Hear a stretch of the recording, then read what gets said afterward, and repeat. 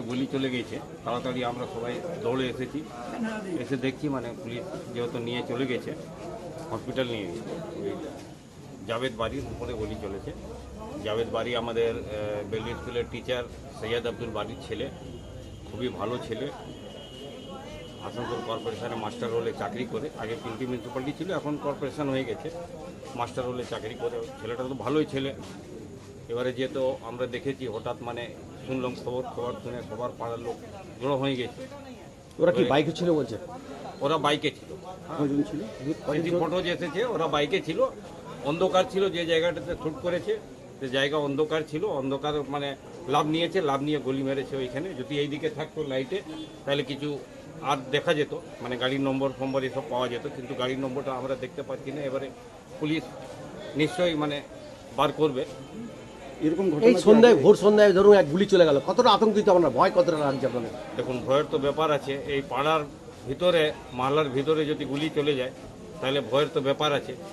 কিন্তু আমাদের পুরো আশা আছে, পুলিশ নিজের কাজ করছে, যত তাড়াতাড়ি হয় পুলিশ অ্যারেস্ট করবে। কারণে হতে পারে এটা, এই কারণ তো কিছু বলতে পারছি না, যেহেতু ছেলেটা তো খুবই ভালো ছেলে, সরল ছেলে, ওইরকম কোনো লেনা দেনা বা কোনো বড় ধার কর্জা এসব কিছু ছিল না, নর্মাল লাইফ। কারণটা কী ছিল? কারণ বলা যাচ্ছে না এখন, কারণ তো আমরা বলতে পারবো না কি ব্যাপার ছিল। আমরা এতটা জানি ছেলে ভালো, ভালো ছেলে আছে, সরল ছেলে আছে, সবাই লাইক করে, সবারই সঙ্গে ভালোবাসা আছে, কোনোদিন কারোর সঙ্গে লড়াই ঝগড়া করতে দেখি। পুলিশ এসেছিল? পুলিশ এসেছে, পুলিশ দেখে গেছে, পুলিশ বললো, আশ্বাসন দিয়েছে কি যত তাড়াতাড়ি হয় আমরা অ্যারেস্ট। আপনারা কি চাইছেন?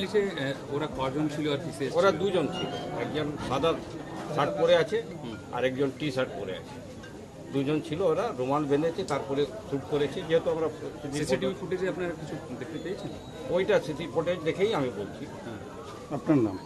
আমার নাম Mir Hatim, x MIC Asansol municipal corporation, district general secretary, Trinamool Congress. 10:30 বা 10:25 পর একটা ফায়ারিং ইনসিডেন্ট ঘটেছে এখানে। দুজন আননোন মিসক্রিয়েন্ট যাচ্ছিল, একজনকে জাভেদ বাড়ি বলে একজনকে ফায়ারিং করেছে। ফার্দার যা ঘটনা ঘটে আপনি পরে জানাচ্ছেন। ওনাকে হসপিটালাইজ করা হয়েছে আপাতত, দেখা যাক। চিহ্নিত করা গেছে? দেখুন, একটা তদন্ত সাপেক্ষ বিষয় এখন বলা যাচ্ছে না, বলবো ঠিক। একটা সিসিটিভি ফুটেজ ভাইরাল হয়েছে, দেখছি, আমরা দেখে বলছি, আমরা দেখি তারপর বলছি। না দেখে এখন জাভেদের অবস্থা কি আছে? হসপিটালে ভর্তি আছে আপাতত, এখনো জানি না, আমরা খোঁজ খবর নিচ্ছি, তারপর বলছি। ঠিক আছে, থ্যাংক ইউ। এখন অবধি কাউকে আটক বা না, এখনো হয়নি, হলে জানাবো আপনাদের। শুনতে পাই জাভেদ নাই, মানে ডেট করে গেছিল, বলতে পারছি না, আগে বললাম এটা তদন্ত।